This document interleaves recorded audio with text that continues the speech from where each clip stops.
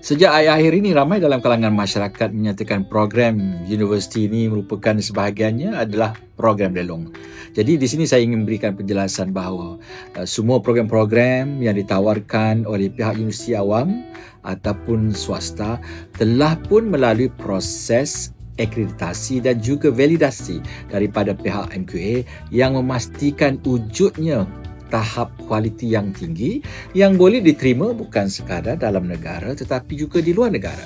Buktinya bahawa di mana sahaja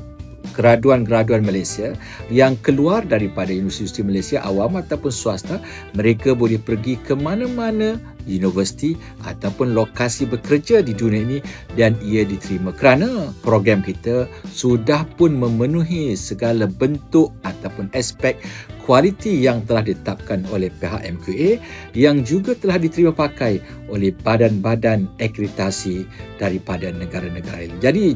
anggapan setengah pihak yang menyatakan bahawa terdapatnya program-program lelong itu merupakan satu tuduhan ataupun satu anggapan yang salah kerana semua program sebelum ia dibenarkan untuk ditawarkan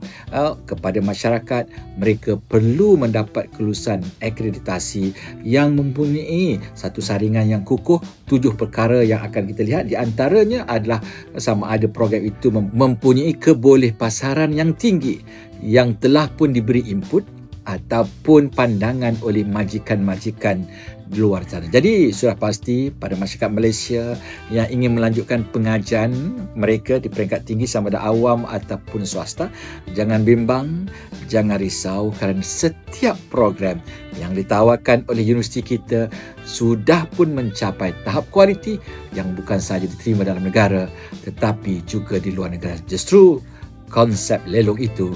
tidak pernah wujud dalam definisi ataupun diksionari pengajian tinggi negara.